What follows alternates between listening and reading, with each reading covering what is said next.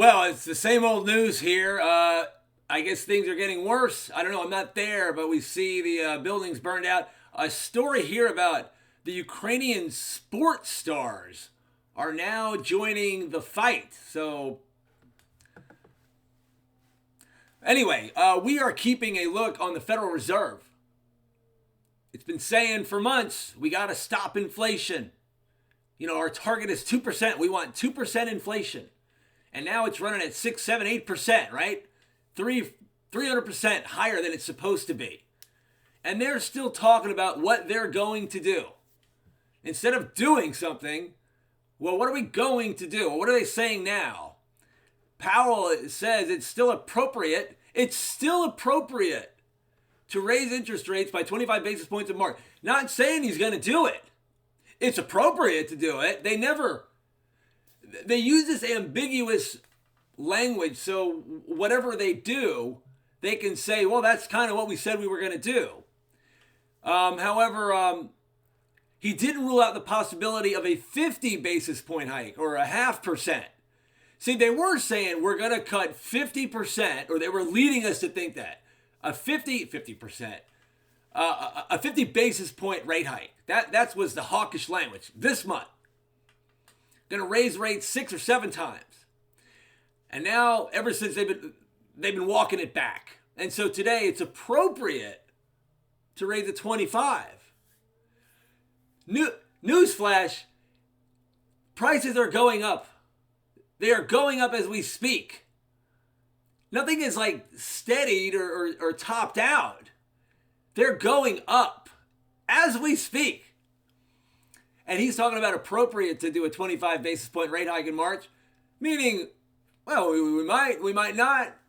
See, if Putin's plan is to basically wipe out the American economy through inflation, he doesn't really even have to do anything. He just, I guess, keep them occupied. What are we going to do? You know, we got all these problems over here. Well, let inflation take care of it. This is what Putin would be thinking, right? So they're just going to play this game. They're just going to just say nothing but talk all day. And in the meantime, here's a weekly chart for the price of oil for futures going parabolic. I would imagine that's going to result in higher gas prices, higher than they are right now. I'm not a financial advisor. But, you know, the price of gas goes up, then it costs more to transport stuff. That means to transport food.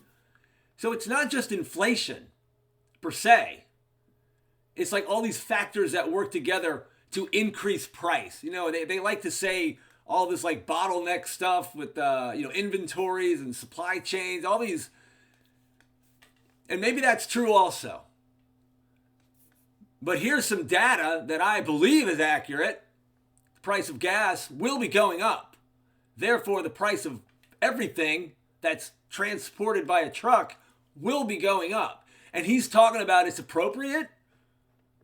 It's appropriate to raise rates in the future. And he didn't rule out the possibility to pull out the big gun in the future, if we need it, 50 basis points, which even in and of itself is little.